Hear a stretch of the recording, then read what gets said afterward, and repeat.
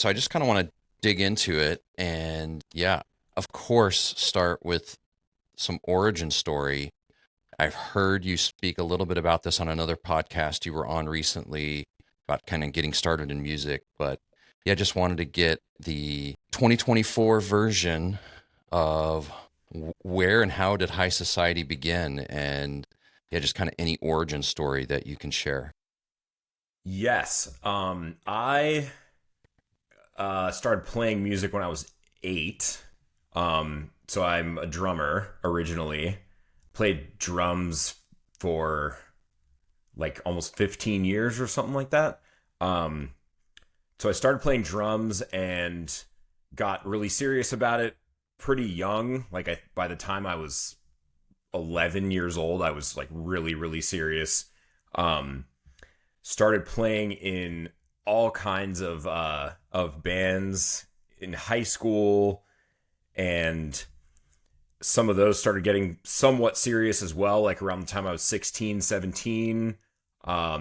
Actually started going on my first small tours um, when I was still in like junior year of high school. Um, and I sort of was my whole goal and mission was to do the band thing, make it in a rock band, do that whole life. I got pretty far with it actually. Going into college and all of that, I joined a couple very serious bands that were doing some pretty awesome stuff. Um, Played Van's Warp Tour 2010, I think What 2010 or band would 11. that have been with? That was Hope for AM. So we were like a pop punk with breakdowns, kind of Newfound Glory, like a Day to Remember type of band. Very 2010 sounding and looking. We all wore like American Apparel, neon stuff, and it was very, very that time. Um, but we got pretty far. We played a ton of shows. Did the Warp Tour, which was really awesome, and Did you guys record anything? Is there music yeah, online? yeah. It's actually kind of funny because this has come up a few times. There is music online. It's kind of hard to find because it was before Spotify. Like our biggest thing was MySpace and like Pure Volume Okay. and stuff like that. Oh, pure Um, volume. Yeah, Pure Volume used to be the move. Like Yeah. if you get on the front page of there, Oh, I you remember. have ten record deals in your email. Yeah. Um yeah, so we were like in this weird spot where it was all MySpace, Pure Volume and stuff like that, but we died out before Spotify became a thing. So there's like stuff on YouTube, really random, and I think one of our EPs is still on iTunes. We never were on a label or anything. We self-released everything, but um I don't even have the music like in my possession anymore. I'm gonna have to do a little online digging and check this out. I'm Yeah, it's curious ridiculous. It's just like, I for mean, you know me pretty well. It's very my personality 12 years ago. cool. So I'm definitely gonna go check it out. I'm yeah. curious on the drumming origins. Like, were you taking lessons? Were you self-taught? Like, Yeah, I did take lessons. It's actually sort of funny going back to when I started when I was super young, like 8 years old. I got this really rinky dink, like electronic drum pad thing from my parents. And they had this guy come over to our house and teach me lessons like in our, like just downstairs of our house. but on an And electronic kit? yeah, just like it wasn't even like a full electronic drum kit. It was just like this thing that had like 4 pads and you could assign different sounds to the pads.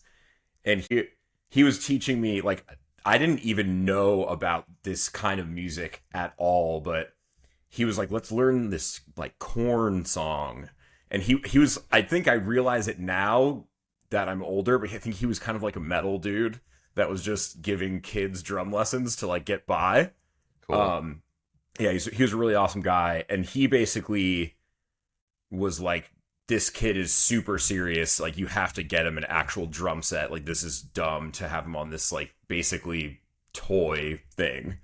So yeah, I got a real drum set from, yeah, I guess it was the first Christmas, whenever that was, 8 or 9. And that was like the best day of my life. Started taking lessons with a different guy. And then I feel like I really started getting good when I just started playing along to all my favorite band's albums in my parents' garage, which is like all I did after school for years. Which I think that sort of prepared me to join real bands at a super young age.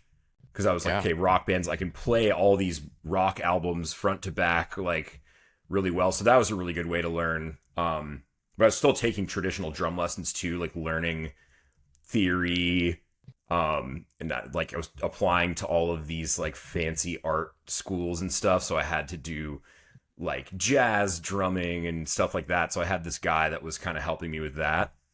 Yeah. So you like very technical, like you learned very technically? Yeah, I was. Yeah, I mean, I haven't drummed in a while, but in my heyday, I was quite good and quite technical and did all this flashy stuff. I miss it, man. I'm just going to go out on a limb here and say I think you need to find a way to incorporate a little set of pads for your DJ sets and then like do some performance. Yeah, because that could like add a live element to your DJ sets.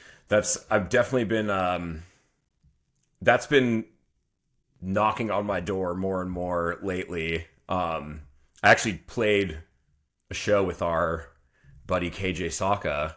He did that, and it was the coolest thing ever. Have you seen any of Clayton's Celldweller live performances? It's been quite a while now. Yeah, I've never seen him live, but yeah, I've seen some of that stuff. Yeah, I should ask him about that too. He even in the 90s, which I never saw him in the 90s when he toured as Circle of Dust, but ever since Celldweller was touring in the early 2000s up through the mid 2010s, he always had like percussion accents, even if he had a full drummer, there would be percussion sets for other members on the stage to all add percussion, and it always just added a cool depth to the show. Yeah, I love stuff like that. So then fast forward from drumming to playing in bands, Warped Tour, when did you start producing electronic music as a solo project?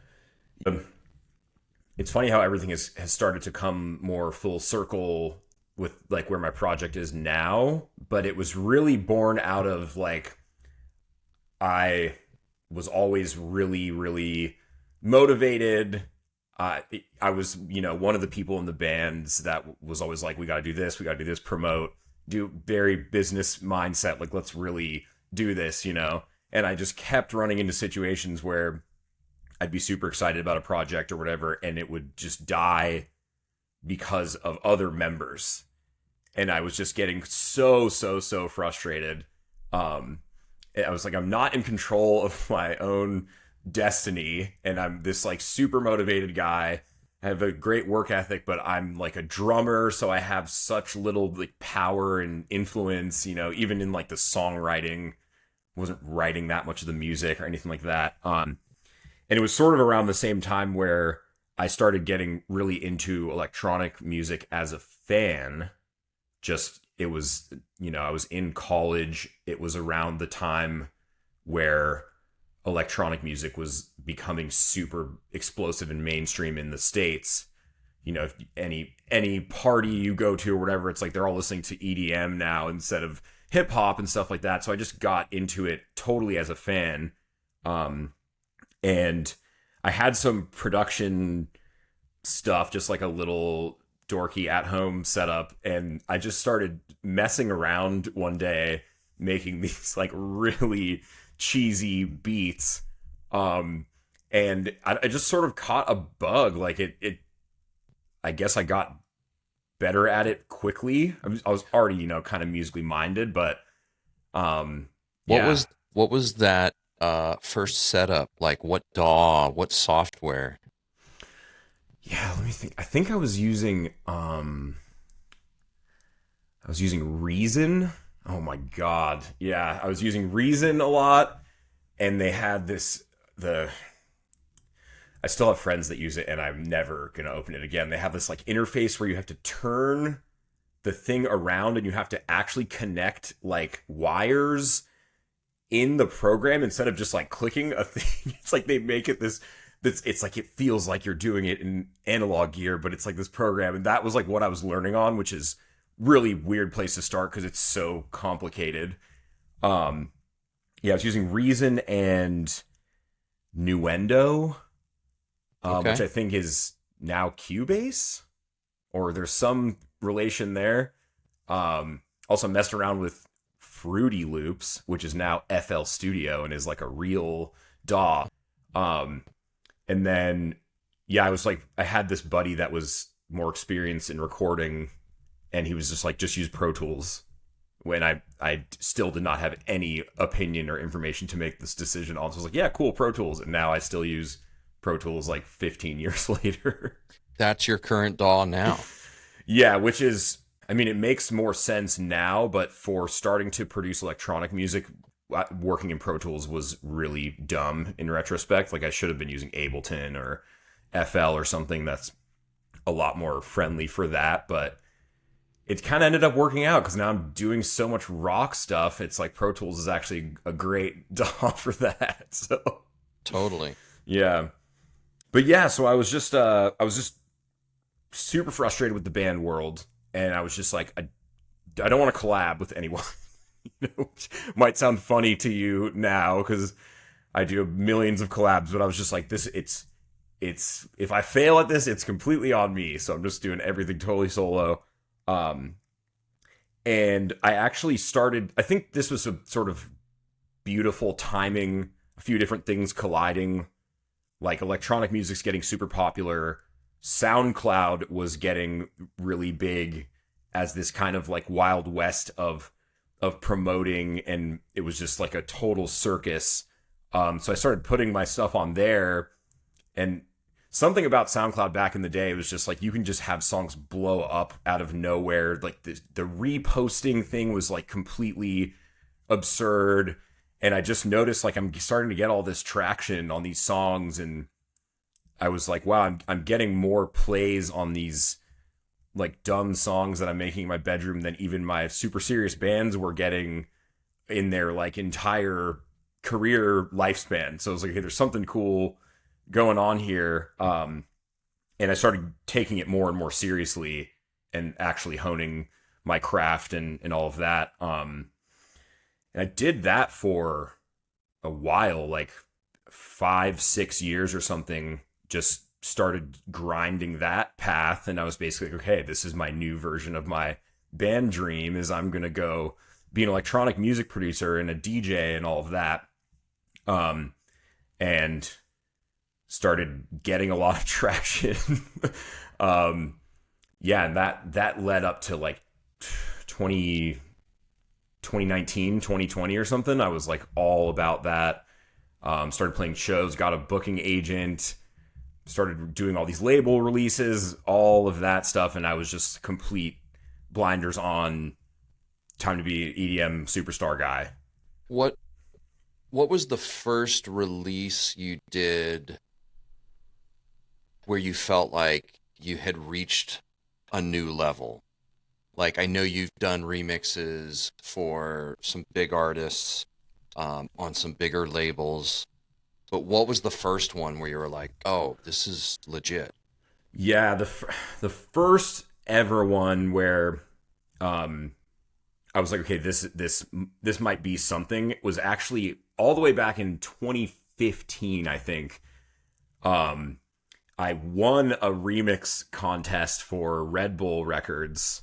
Um oh, actually, yeah, you'll find this funny. The remix contest was for a Five Knives song.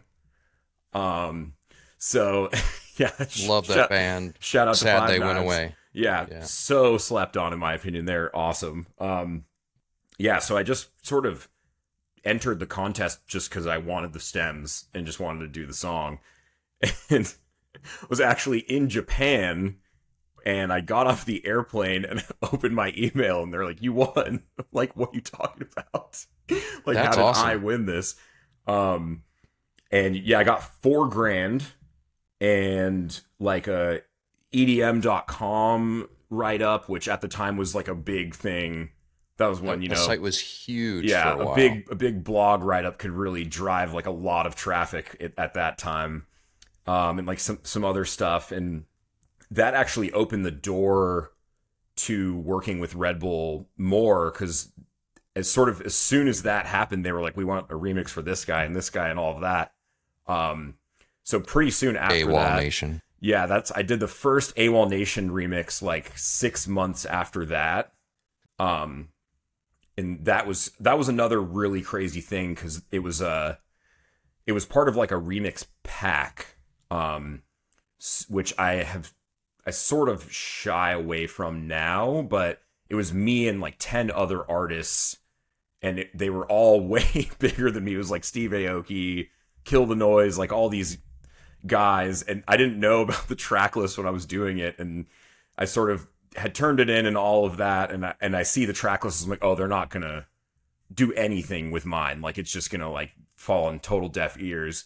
And then they decided to actually have mine be like the focus track of that whole thing.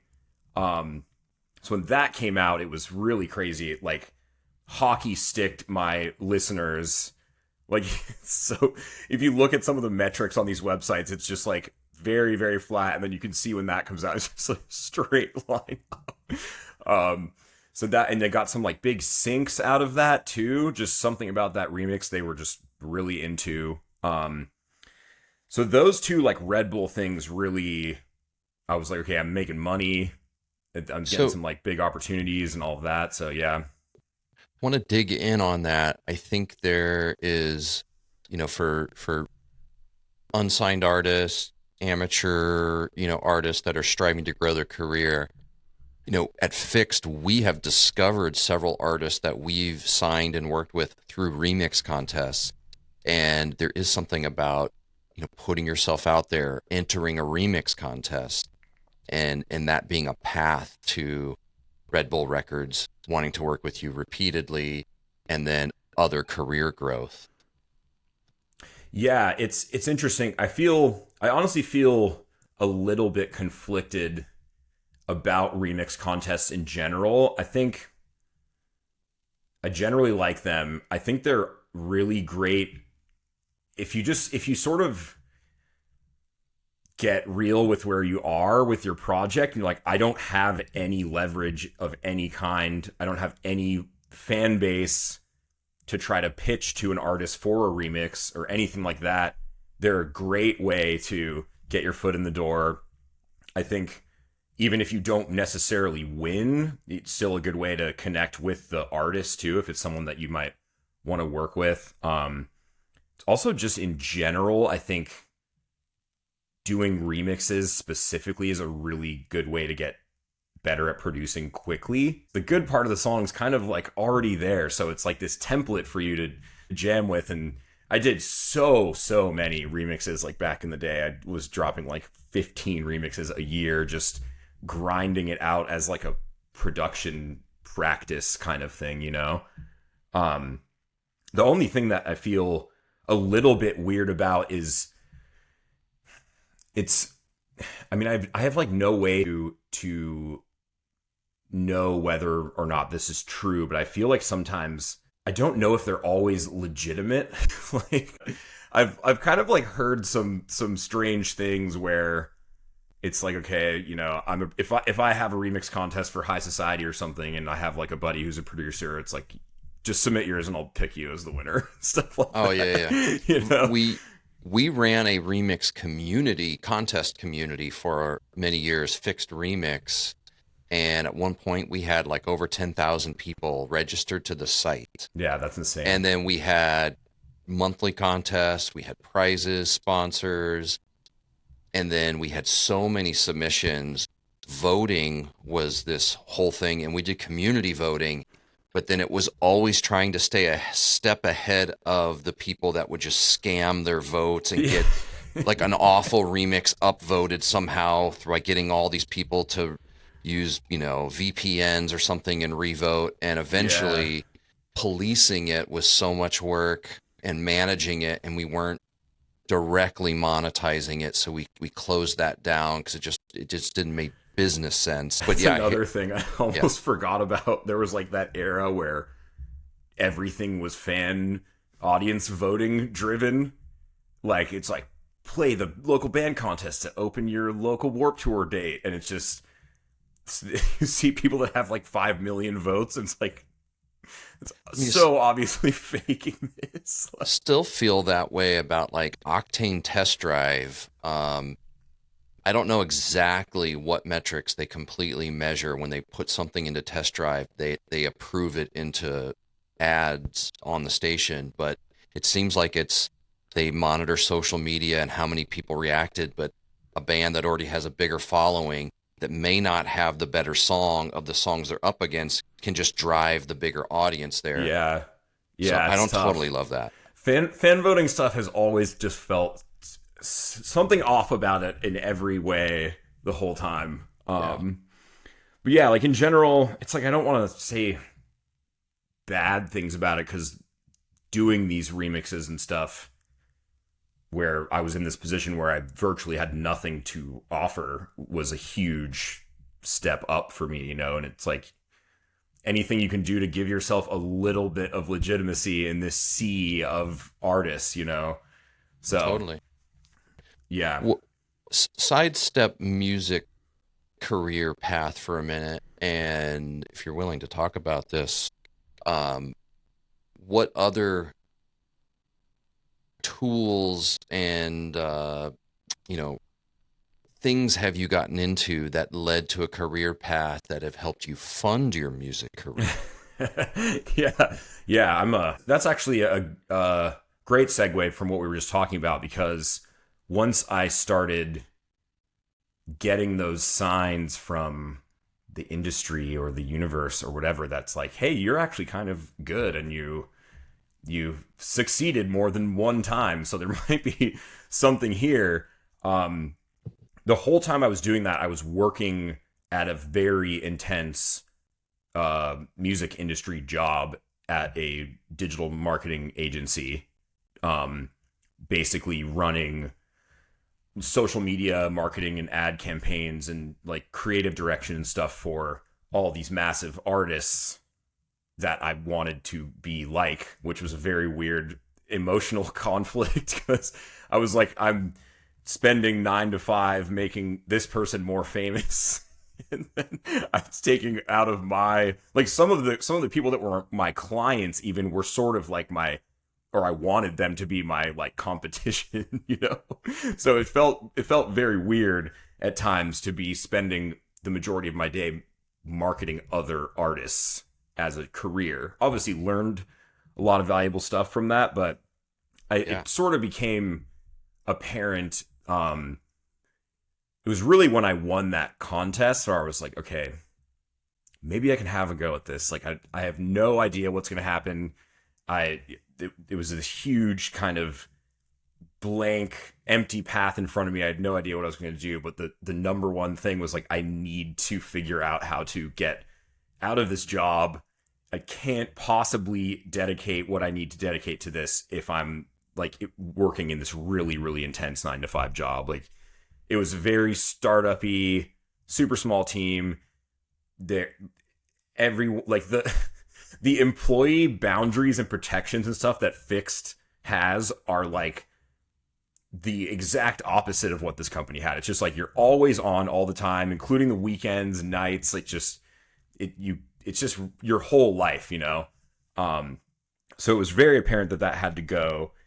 And I decided that I would try to freelance, originally starting out doing the same exact stuff I was doing at the job, but just not in the music industry, number one, because I was like, okay, music industry is obviously kind of a crazy beast.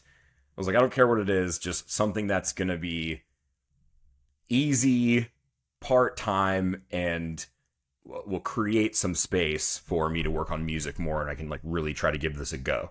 I guess that was around when I was like 24 or something like that. Which is like already old to be starting to like go for it, you know?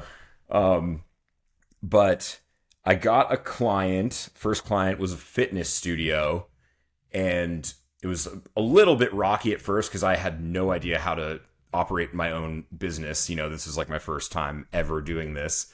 So I totally undersold my services and like just totally blew it. But it opened this door where I realized like, oh, I can basically make the same salary that I had at that job, but in like 1/8 of the time. And that was really huge. I previously had not really imagined that would be possible, or I knew what freelancing was and all of that, but it just felt like this really big scary thing. And once I started doing that and got that really dialed in, because obviously I still wasn't really making real money at all off of my music, you know, a couple $1,000 here and there, whatever. But over the course of a year, especially living in San Francisco, it's never gonna sustain me at that time. But once I got that going, I realized that like this is like the key to my music career maybe becoming a thing. I was like, I have to kind of build this thing up alongside it, because I can see how, you know, this is going to take a long time. This is going to take years of just grinding every day in a super, super focused way.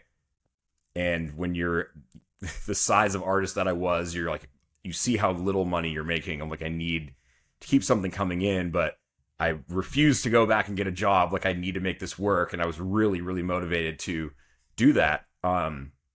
And now I've built it up to be its own really successful thing. And I've expanded it so a lot of the work is outsourced. So I have like a bench of 20 or so people that I'm bringing on to help me with these projects. So, because it's always just funneling back to how do I create as much space and time for music stuff, you know? But for now, still got to have a little side hustle money. So that's sort of invented a great side hustle for an artist to have, you know? Were you ever inspired by any books in this venture? And I'm just going to reach out into the ether here. Tim Ferriss ever hit your radar? Yeah, definitely. 4 Hour Work Week? Yeah, I think I've read the 4 Hour Work Week 3 times.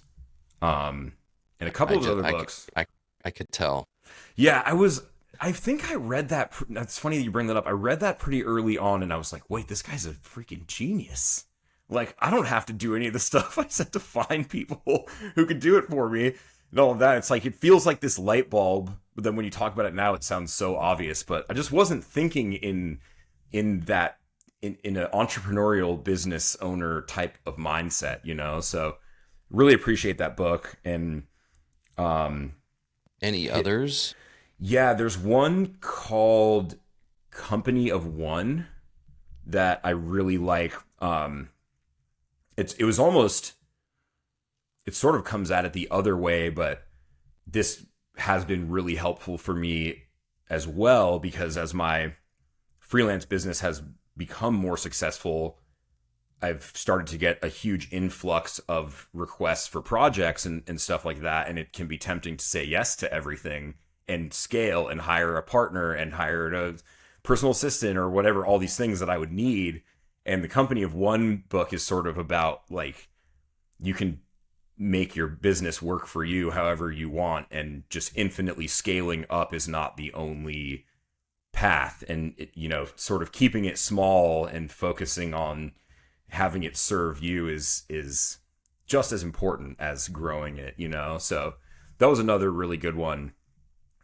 It's really tempting to just infinitely scale, especially with a freelance thing where it's like the better you do, the more work you get. Yeah, the paradox of success is, you know, the more success you get, for doing one thing, now you've got all these opportunities to do lots of other things, which then diffuse your ability to remain successful doing the one thing. Yeah. Oh yeah. Wait. There's a It's book from a called The book, One and Thing. I'm Yeah. misquoting who it's from, but um, Yeah. I got to read that. You're always such a good book recommender as well. I love a good book. Yeah. Um, but yeah, it's still a learning process every day. Honestly, it's just it's it's not as important to me as my music, but it's up there because it supports my music so much. Let's go another direction that maybe wouldn't traditionally go. How has, say, your personal relationships played into your ability to do what you do, focus on what you focus on, and have a relationship in place with a significant other? Yeah. I mean, for starters, let's see, I've been married for 7 years now. That's crazy. Yeah, my Congrats. wife has been instrumental in my success, which was something that I sort of thought the opposite earlier on in my life. Like I thought, um, if you have if you have a wife or significant close relationships or anything like that, it's just like a distraction, and you're gonna take on some kind of burden from them, or they're gonna want attention from you that you're not gonna want to give them, or it's gonna take away from your career, things like that. And I definitely operated from that belief for quite a while. Like my current wife is the current wife, hopefully permanent wife, is like only my like second serious relationship that I've ever had, and I was single for like 8 years or something because I was just like, that's total distraction, just blinders, focus. I couldn't even fathom that another person could impact me in a positive way like that. But she has been really, really supportive, especially, I mean, if you go sort of two different ways, there's obviously the emotional side of it. Like she has really helped me believe in myself, like, because it's kind of to some people it's a ridiculous thing. You're saying, I'm going to be a professional artist, I'm going to go make this ridiculous music and try to be taken seriously, and all, and I'm going to spend 8 hours a day working on it and all of that. And I could see how if you were in a relationship with someone that didn't share that belief, then it would be really detrimental, because they would, they would do that thing like, how's your little music project going, or something like that, and that obviously would bleed into your mind. But she's been really, really supportive in that, because there's been some times where it's not fun, and it's just like you get 5 pieces of bad news in a row, and you're just like, this is never gonna happen. And then there's also sort of the like administrative side of things, where I think being with her and having her have her own income and her own career, and sharing rent, and actually being like part of a duo, sort of de-risked some of the things that I was doing. Because I never needed to, have her pay my bills or anything like that. But I think knowing that that was an option made it less of a scary leap. Especially when I Yeah. started freelancing, I took a huge pay cut right away. I was just like, let me see if I can get one client, but to build it back up to the level of my salary took a while. So having her support in that was like so instrumental, and just kind of knowing in the back of my mind, if I can do this and we're not gonna starve. Yeah. That's a blessing. Like some people don't have that. So Yeah, I think that there is definitely kind of just an unspoken belief, kind of how you started out saying that, you know, focusing on a relationship may be a distraction from the career when you're early in building the career phase. And I think the opposite can be true, and I'm sure it's different for everybody. but it could actually give you the foundation to then build the career on, and you've got some stability from having a relationship like that in place. And that has been such for me. I got married at 20 years old, so very young, and we're over 20 years in now and still going, but that has been a foundational piece to build my career on. And I think about that it might be a distraction the other way if I didn't have that now, that I'd have a career and I'd be looking to fill the void of this personal relationship. Yeah. So it's worked out well for me. Yeah. I mean, I feel like it's the same way too with friends and stuff. It's like, if you surround yourself with the wrong friends that are just focus on the wrong things and kind of bringing out maybe the parts of you that you like the least, or the least productive parts of you or whatever. Yeah, of course it's true that that's a distraction. But if you have people around you that are like, where's the new song at, man? Oh, cool. And it's stuff like that. It totally motivates you, because there's like accountability there to your friends, Yeah. like I see my core friend group as like a small part. I'm like doing this for them too, because like they believe in me and I don't want to like let them down, and that could be pretty powerful. So Yeah, that's awesome. Well, I want to go and ask you several more things here. We've got some time. Um, what are some artists, if you had to pull a handful of artists off the top of your head that have been the biggest inspiration to you in your career? yeah, definitely. One of them, Cell Dweller, for sure. Definitely. When I was talking about that era where I was drumming in my parents' garage, self-titled album was on repeat in that era. Inner Party System, for sure. I remember the early High Society stuff is basically a complete rip-off of that band. I was just like, I don't know how to produce this kind of music, but let me just try to copy these guys and see what happens. So they were a really big influence as well. A lot of sort of new metal type of stuff, I think, was really when it's hard to explain it. Like my formative musical taste started to take shape. Like Korn, Tool, Hoobastank, like bands like that. Linkin Park, huge influence. There was just something about it, because it was like coming out of the previous era that was kind of more like grungy and whatever, and all these bands had this kind of cool futuristic techie vibe to them, and it sort of sounded like it was just so new, and I was really into sci-fi, and there's obviously all this overlap with like I found like Deftones on the Matrix soundtrack.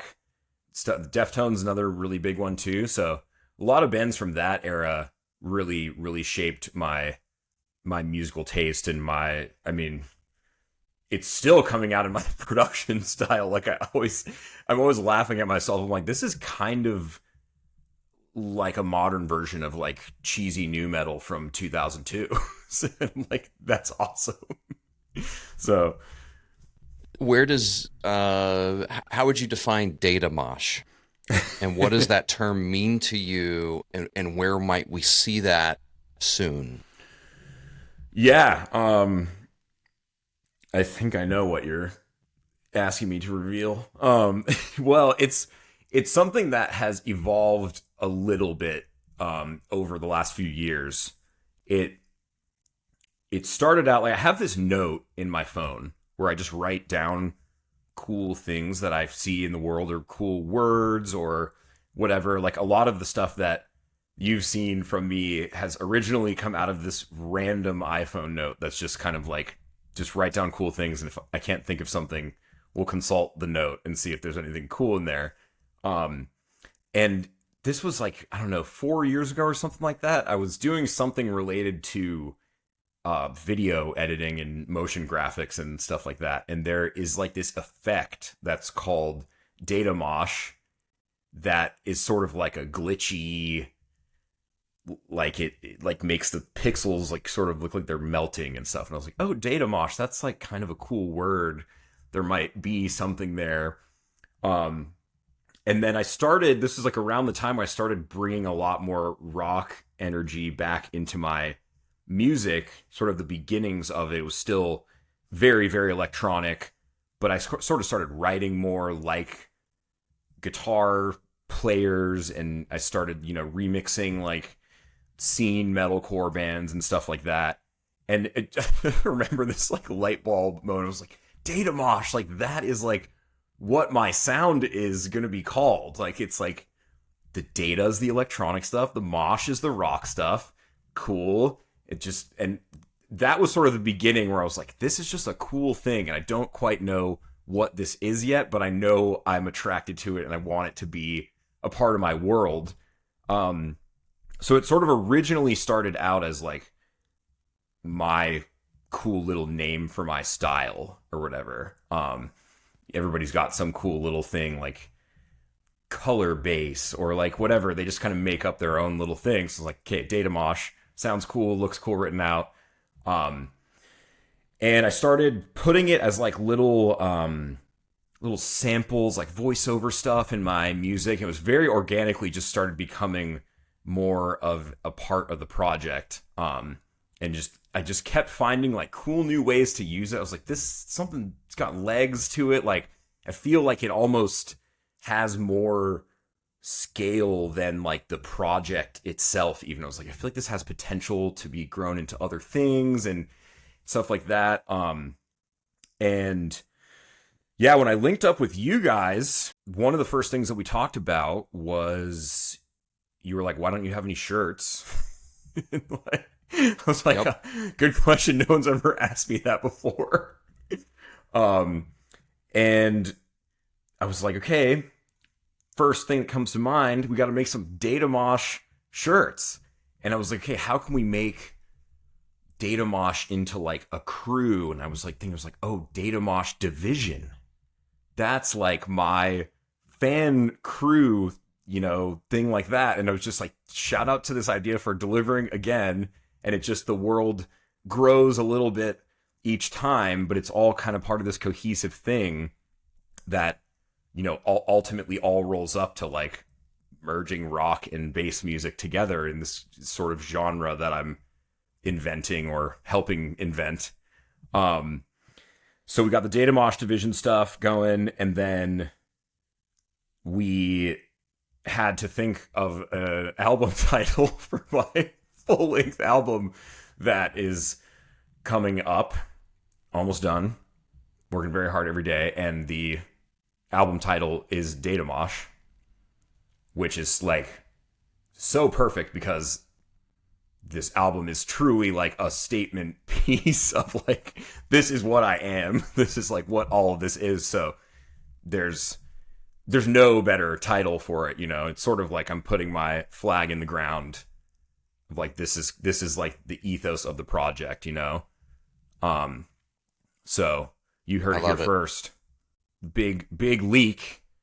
I'm sure some of the fans could have guessed that, but yeah, it's been really cool to see. Like, I never really meant for it to become something for like my fans or anything, but people have just started like using this term like to describe me or just send me like hype messages about it. I'm like, this is so cool that we have this little like tagline thing that we've built up together over the years, and it's taken on sort of greater meaning as time has gone on. Yeah, it's really awesome. I'm stoked to see where it goes. Could see some like branded events at some point. Yeah. But I don't want to get ahead of myself because I don't want to tell you about any future plans I have that are not working on my album, because that's all I'm doing right now. So, well, we're super stoked for this full-length album, High Society, Data Mosh, 2024. Yes. It's going to happen. Yeah, Sweet. it's got some of the stuff that is, because I'm basically with the last sort of track on the album, I basically just finished what I need to do for it. So like I'm kind of like done with my stuff. So it's Just got some generally like, collaborators to wrap up with. yeah, this has been the first time that I mean I've ever done anything of this scale in terms of number of songs, but it's also almost all collabs, some of which are with entire bands.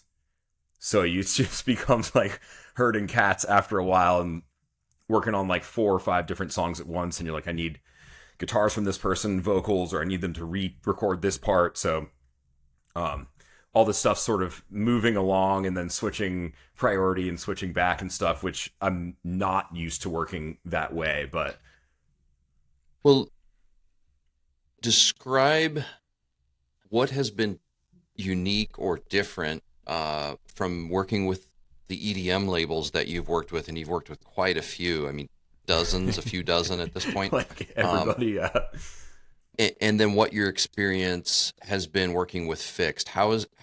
How would you describe in your words what is unique to working with us at FiXT? Yeah, there's quite a few.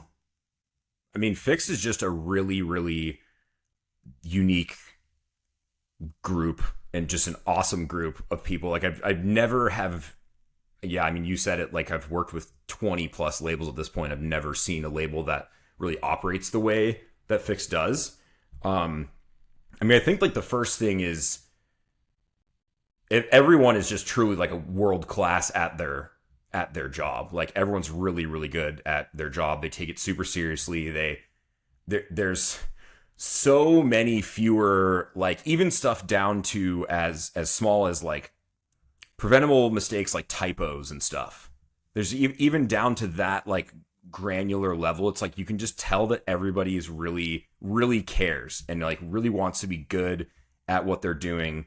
I think, you know, that's probably true of other labels too, but I think FiXT has built this like really kind of community driven thing that it's just never seen anything like it. Like it's really, really awesome to be friends with like all the artists on the roster and like all the, I guess you call them like digital events or whatever that we do. That's so cool and unique and such a awesome value add as someone who's on the roster. I've been on a lot of labels where there's tons of artists and never talked to any of them. It's like, you know, you could go and hit them up, but you guys have fostered this kind of like community that's really unique and really special, honestly. Something I truly cherish. The last thing I think is, I think FiXT is one of the last remaining believers in like actual artist development. You know, it's sort of like a lot of these other labels that I've worked with, it's, you know, let's release 30 songs a week, all singles. A lot of them, it's the first and only song we've ever released with this artist, and we're just going to throw so much out there.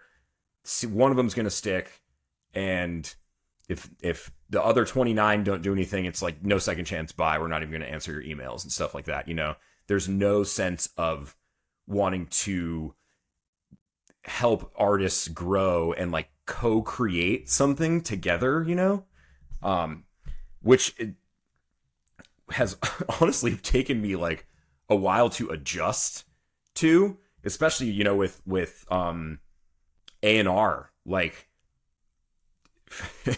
FiXT actually has like A&R that is really valuable, and like that Dave and you and Clayton and everyone, it's like, well, they'll help you kind of realize the vision that you're trying to realize and like sort of point out things that you might not have heard or give you ideas you might not have had. And it's very collaborative. Like it's, you know, there's a lot of back and forth. You'll hear multiple versions of a song, and there's all these different people sort of, again, to my first point, that you can tell like really care and really, really want to see the song be a success. And for that reason, it's like the feedback that you get is very detailed, and you could just get this sense that everybody just wants to make the best thing, you know? Yeah. And then you do that over an entire album, or, you know, in some cases there's like people have multiple albums and stuff. So you guys are actually like taking some big swings on some of these artists to grow them over years, you know, and it's like, that's really rare these days. It's everybody just wants an instant hit, instant win. And if they don't get that, then the artist is seen as a complete failure. And it's sort of it's like a self-perpetuating thing, because that's not really how like an artist can grow to be that, you know, superstar level of artist. You know, it takes time and it takes a village and all of that. So that's why FiXT is the best. And that's why you're our unofficial spokesman over here. Yeah. No, I really appreciate all that, and of course, I set you up to say something there, but you know, honestly, really appreciate hearing your perspective and what you recognize in us and the team and how hard everybody works. You know, mostly behind the scenes that don't get recognized, but that you see that and appreciate that means a lot to me and to the team. Yeah, yeah, for sure. I mean, you guys are awesome. It's something where you're never going to have everything go perfectly. That's impossible. Obviously, that's not something that I expect. I hope none of the artists expect that, and none of the team expect that. But it's like the way that things going sideways is handled is awesome. And you know, if something goes wrong, you can have a conversation relatively quickly and get on the path to fixing it, and like everyone's chill. It's all good. And this, you know, the sky's not falling. Yep. It's all that. That is just, it sounds like such a small thing, but that having that in place gets so much out of the way so that the artists can make the best stuff, you know? Yeah. And it's like, it's almost like having something similar to like a manager or something. It's like almost all these services that a manager would provide are just sort of across the label, you know? So you're truly like a strategic ally as well as a label and distributor and stuff. Yeah, we try to be, you know, very high touch, you know, kind of think of white glove service. We want to be, you know, delivering world-class service, but strategically operating as not just a label who handles distribution and label operations, but a publisher, so we can take things to sync licensing and fully represent the catalog, but also merchandise partner. And you know, you've had some success with your merch, and which you had never done before. So a lot of our roster do not have management, and we can fill enough roles. But yeah, we're always walking that line between like, are we doing too much? Are we overstepping? Do you need to go get somebody else on your team as well? But for a lot of artists, it's been a great partnership where it's just us and them. Yeah. I mean, I've had some conversations and stuff like that, but it's hard for me to justify bringing on a manager right now, because I almost feel like in some ways like it might just kind of be an unnecessary extra voice. It's like it's crazy to think about this too, because I'm coming at it from this very narrow perspective of just me as high society on your roster. And sometimes I'll be like, oh my God, they have this well-oiled machine with like 20 other people too, you know, like it's crazy how seamless and like graceful it feels. And then you remember there's this whole pretty big roster at this point, you know, everyone who's as active as I am, you know, so it's pretty crazy. Well, we love working with artists and developing artists, building long-term relationships. It's been a pleasure working with you over the last year and a half or so, since we really first started doing stuff, and looking forward to Data Mosh full album later this Yes. year. Appreciate you being on here chatting for a bit. We will definitely chop this up, share this out in some way. And yeah, any final words, anything you'd like to point any audience to check anything out? Oh my goodness. Thank you so much for anyone who's listening to this, who's a fan or supporter, or if you go check out my music after this, thank you so much. I really love you guys, and the support has been incredible lately as I've been, rolling out this album and kind of switching gears a little bit musically. All the support has been amazing. I really appreciate it. Definitely fasten your seatbelts for a ton of insane music coming out this year. So look out for that. There's definitely a tidal wave forming right now, which makes me a little bit nervous too. And yeah, thank you, James, and shout out to the whole FiXT squad. Love you guys. Yeah, thank you. Yeah, for any FiXT fans, if you haven't checked out High Society, go listen, follow him. He's incredibly appreciative and gracious on his socials with your like stories you do when you're taking a walk and just talking to fans and like showing the person that is behind the project. So yeah, I just want to recognize you and acknowledge you for caring about your audience and your fans, and that you do those things.